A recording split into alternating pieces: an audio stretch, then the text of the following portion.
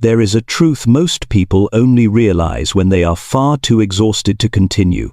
The moment an empath stops bending themselves to accommodate everyone else's emotions, the world around them changes instantly. They are no longer predictable, no longer the emotional fire extinguisher who is always ready to put out everyone's outbursts. They become someone the very people who once exploited their kindness now have to think twice about. For countless years, they lived like an emotional radar, listening, anticipating, absorbing, hiding their wounds, and always choosing the short end of the stick. They smiled when they wanted to cry. They stayed quiet when every cell in their body wanted to scream. They endured pain just to keep the peace. And worse, they believed that was the only way to be loved. But then one day, usually after a burnout too severe to ignore, they stop. And in that rare moment of stillness, they ask themselves a simple question powerful enough to shake their entire life. Why am I sacrificing myself just so others can feel comfortable? That question slices through the fog they have been living in for so many years. It reveals the uncomfortable truth that their sensitivity is not a miracle, but a survival mechanism shaped in childhood when they had to study every shift in someone's expression to avoid trouble or to feel safe. From the moment they recognize this, the weaker version of themselves begins to fade. In its place, a stronger, clearer, harder to manipulate version emerges, one they never knew they were capable of becoming. And in today's video, we are going to explore what truly happens when an empath stops pleasing everyone and starts seeing the truth. And once that truth has surfaced, something else begins to unfold, subtle yet powerful, like stepping out of a dark room into a space flooded with light. You simply cannot go back to who you were before. From this point forward, we enter the very first truth that most empaths have never been told: why they themselves live in a constant state of emotional exhaustion. The reality is this: empaths do not burn out because they are too kind, too loving, or too sensitive. They burn out for a reason few people ever recognize. They learn to carry other people's emotions long before they even understood their own. As children, they watched frowning faces, sudden bursts of anger, unexplained sadness, and silently formed the belief, if I don't keep everything calm, something bad will happen. From that moment, they grew up with the mistaken belief that other people's happiness was their responsibility. They became the peacemaker, the stabilizer, the one who swallows their pain to keep everyone else comfortable. And even more heartbreaking, they believed that only when others were happy would they be safe from blame, conflict, or abandonment. That is why their sensitivity isn't some magical gift, it's fear. It isn't a supernatural ability. It's a survival mechanism so deeply wired into them that they mistake it for their true nature. They don't read emotions to understand others, they read them to protect themselves. In adulthood, this pattern doesn't disappear, it becomes sharper, more sophisticated. An empath enters a relationship and instantly scans the emotional climate. They sense tension long before it's spoken. They adjust themselves so they don't upset anyone. They apologize even when they've done nothing wrong. They soften their own pain to make others comfortable. And tragically, they mistake all of that for love. But real love never requires someone to erase themselves for the sake of peace. Over time, living on behalf of other people's emotions disconnects them from their own inner world. They no longer know what truly makes them happy, what hurts them, or where their boundaries lie. All they know is how to adapt to keep everyone satisfied. Eventually, their body begins to protest. Chronic exhaustion, anxiety, insomnia, emotional overload, mental fatigue. That is when they are forced to confront a truth they have avoided for years. I cannot and do not have to carry the emotions of everyone around me. That moment becomes a turning point. It feels like taking your first real breath after realizing you've been holding it for far too long. From here, they begin to reconnect with themselves, the part of them they once believed was gone forever. And from that honesty, they begin the journey back to authenticity, to feel their own feelings, to honor their own limits, and to reclaim the peace they have always deserved. And then, as they slowly return to themselves, Another shift unfolds, quietly subtle, yet powerful enough to shake every emotional defense they've built. This is where the next essential chapter of their journey begins, when they finally touch the emotions they once buried just to survive. What most people never tell an empath is this: when they stop catering to other people's needs, the very first thing they meet is not relief, but the raw truth of everything they've suppressed. The anger pushed down after every time they were dismissed. The exhaustion accumulated from being strong for everyone else. The lingering resentment from always being present for others while rarely being truly seen.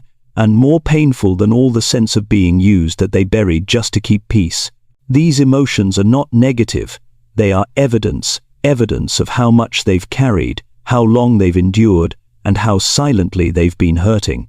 After a lifetime of acting as emotional radar for everyone around them, they never actually learned how to feel for themselves. So when real feelings rise to the surface, they feel frightening, not because they are dangerous, but because they are honest, so honest that they demand attention. But in that moment, something crucial happens. They begin to understand their limits. They realize they were never meant to be a dumping ground for the emotional chaos of others. Their anger is not a flaw, it is an inner alarm saying, "My boundaries have been crossed too many times." As they allow themselves to fully feel what they once forced into silence, the veil begins to lift. They start seeing who has been unintentionally dependent on them, who has been manipulating them with carefully crafted helplessness, and who only comes to them to unload emotion without ever caring about theirs. This clarity hurts, but it saves them. It changes the way they interpret relationships once believed to be solid. It reveals the true faces of the people they defended, excused, and tolerated at the expense of themselves. And more importantly, it transforms the way they see themselves, no longer as someone who must endure, but as someone who deserves respect. This becomes a turning point. They learn to put themselves first, without apologizing for it. No more guilt for saying no. No more shame for stepping back. No more fear of disappointing those who were never invested in them to begin with. They finally understand that taking care of themselves is not selfish. It is liberation. And as they touch the layers of emotion they once buried in silence, they don't just discover their pain, they rediscover who they truly are, perhaps for the first time in years. And as those long-buried emotions begin to surface, another unexpected shift takes place, not in the shadows this time, but right in the clarity of their awakening. And that is when the empath steps into the next chapter of their transformation, the part where they shed who they used to be and slowly shape who they are becoming. The 8 signs an empath is changing. An empath's transformation is not a dramatic flip of a switch. It is gradual, like the still surface of a lake beginning to ripple, eventually turning into a steady, powerful wave. It happens quietly, without an announcement, without anyone noticing at first. But once these 8 signs appear, they are undeniable proof that the empath is growing into a steadier, clearer, and more self-aligned version of themselves. The first sign: they reclaim their energy. The very first sign, and often the one that surprises them the most, is a sudden sense of lightness. They no longer walk away from conversations drained. They no longer feel exhausted when standing near people with heavy emotional energy. They no longer brace themselves to perform a role in every relationship. They begin to realize that they do not have to absorb everything around them. Instead of letting other people's emotions crash into them like a collapsing wave, they learn to let those emotions pass by without drowning in them. This change feels like unplugging a device that was constantly losing battery and discovering that it can finally recharge. They feel lighter, calmer, and more in control, with the strength to invest in what actually matters to them. The second sign: they remove the mask of always being nice. For years, the empath was the easiest person in the room, the soft voice, the agreeable presence, the one who avoided conflict at any cost. But when they start to change, that mask slips off. They begin saying what they truly think, not what others expect to hear. They start saying no, and more importantly, they stop feeling guilty for saying it. Their honesty becomes so real, so unfamiliar to those around them, that some people may react with discomfort or even anger. But for the empath, this change is liberating. Kindness is still a part of who they are, only now it no longer requires them to sacrifice themselves. The third sign, they see people more clearly. One of the most powerful shifts is the empath's newfound clarity. They stop romanticizing others. They stop excusing harmful behavior. They stop searching for the good potential in people who repeatedly mistreat them. They begin seeing motives. They begin seeing patterns. They begin seeing truths that were once blurred by empathy and hope. What used to feel like being understanding now reveals itself as overlooking disrespect. What was once called being generous is now recognized as having no boundaries. And with this clarity comes a drastic change in how they enter and remain in relationships. The fourth sign, boundaries become essential. In the past, the empath rarely had boundaries, not because they didn't need them, but because they were afraid of what boundaries might cause: disappointment, conflict, or being labeled selfish. But once they begin to change, everything reverses. Their mental and emotional health becomes a priority. They learn what drains them and stop before the breaking point. They recognize that anyone who becomes angry at their boundaries was benefiting from their lack of boundaries. And then something beautiful happens. They discover that boundaries do not push people away. Boundaries teach people how to respect them. The fifth sign, they stop feeling guilty for putting themselves first. Guilt for years has been the invisible chain keeping the empath trapped. But now, that chain starts to crack. They stop asking, "Am I disappointing someone?" and begin asking, "Is this right for me?" Guilt once forced them back into harmful dynamics. It once kept them in roles where they endured disrespect just to maintain peace. But once they see how guilt has been used against them, it loses its power. They realize guilt is not morality. Sometimes guilt is simply the residue of being conditioned to self-abandon. And when they understand this, they move with more freedom, more confidence, and far more inner stability. The sixth sign, they choose authenticity over being liked. The empath once spent years trying not to be disliked, adjusting themselves to be agreeable, to be pleasant, to be acceptable. But now, they choose a completely different path. They choose authenticity. If they don't agree, they speak up. If they don't want to continue, they walk away. If something feels unfair, they no longer swallow their discomfort. And something remarkable happens as a result. The right people begin to appear, and the wrong ones naturally fall away. Authenticity does not make them lose important relationships. It filters out the ones that were never real. The seventh sign, they take care of themselves first. Once, the empath was the emotional caretaker for everyone except themselves. But when they change, their priorities shift. They begin asking, "What do I need? How do I actually feel? What brings me peace?" They sleep enough. They rest when tired. They choose what nourishes their spirit instead of what pleases others. And when they care for themselves, they do not become selfish. They become healthy. And from that health, they can love more deeply, more honestly, and more sustainably. The eighth sign, they connect without losing themselves. The clearest sign of emotional growth is seen in how they love. They no longer dissolve into another person, no longer depend on someone else's emotional state, no longer let someone's mood dictate their own. They connect with clarity. They love without rescuing. They support without carrying someone else's burdens. Their love becomes healthier, deeper, and equal. They no longer try to earn love through sacrifice. They build connection through mutual respect and true individuality. And when they reach this point, they don't just change how they love, they change how they live. But then, as the inner changes become too real to hide, the empath's journey shifts into a new phase 1, where truth demands a price, not just awareness. And it is here that they enter one of the most challenging stages of emotional growth, the difficult phase: loneliness, loss of relationships, and the body's recovery. What hardly anyone tells an empath is this: growth doesn't only bring peace, it brings loss, not the loss of something good, but the loss of what should have left long ago. When they change, they unintentionally withdraw from their old role, the role of the strong one, the available one, the emotional carrier for everyone around them. And that quiet withdrawal causes many relationships to shake.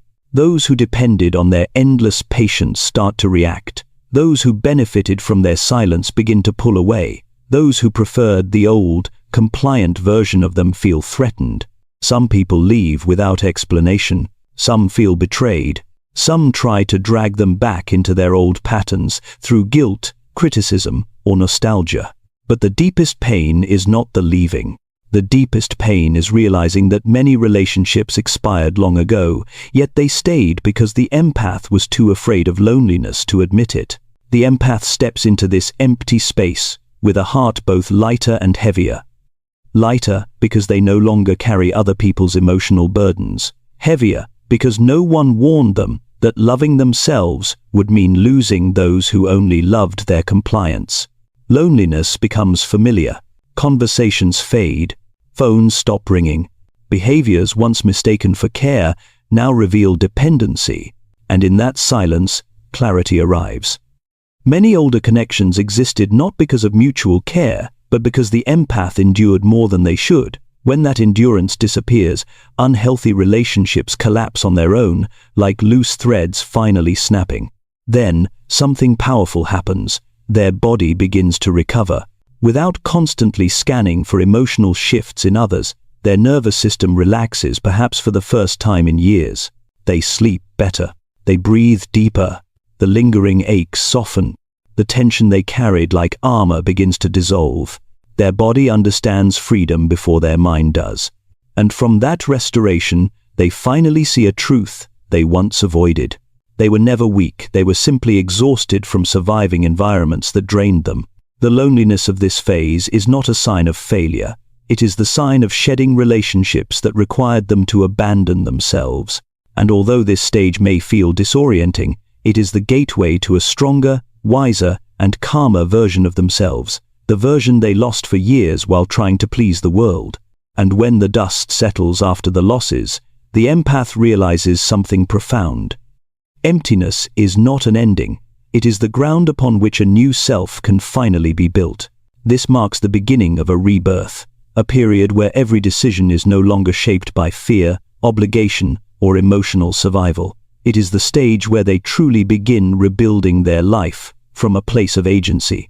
After years of living according to others' expectations, the empath finally discovers what they want. Not what others consider good, not what they were taught to prioritize, but what genuinely aligns with their inner peace and emotional truth.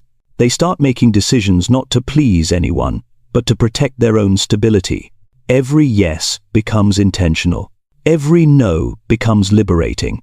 Every choice passes through one question. Is this right for me? Is enabled, end quote. And that single shift transforms everything. Where they once gave out of fear, fear of rejection, fear of being misunderstood, fear of disappointing someone, now they give with discernment. Their generosity is grounded, not compulsive. Their love is conscious, not sacrificial. They learn how to love without losing themselves, to connect without dissolving, to care without becoming someone's emotional lifeline. They begin to love in freedom instead of obligation. One of the most significant transitions is this. They only help when they have the energy. No more helping from guilt. No more helping from exhaustion. No more carrying burdens that aren't theirs to carry. They understand that support is meaningful only when their own well-being is intact. And sometimes, not helping is the very thing that allows others to grow. This transformation extends beyond relationships. It reaches into their inner world. They begin trusting their internal signals more than external opinions. They no longer ask the world for permission to feel. Instead, they simply say, "This is how I feel, and that is enough." From here, they rebuild their life from choice, no longer from fear of abandonment, criticism, or judgment. Their steps become clearer. Their boundaries become firmer. Their decisions become rooted in self-respect rather than self-sacrifice. And the unexpected part? This sense of agency makes them powerful in the quietest way. They no longer chase validation. They no longer struggle to be seen. They no longer contort themselves to be loved. Their calm becomes magnetic. Their clarity becomes gravitational. Their growth shapes the very way others interact with them. They do not become cold. They become solid, and it is here that they finally understand. Agency doesn't just rebuild the life outside of them, it rebuilds who they are inside. And when the final pieces of this transformation finally settle into place, the empath realizes something they had been searching for their entire life without knowing it. They realize that when they stop pleasing everyone, they do not become cold or distant, as some may fear. Instead, they learn to turn toward themselves, to include themselves in the kindness they have always offered so freely to the world. They stop acting as emotional armor for others and begin becoming a safe place for their own heart.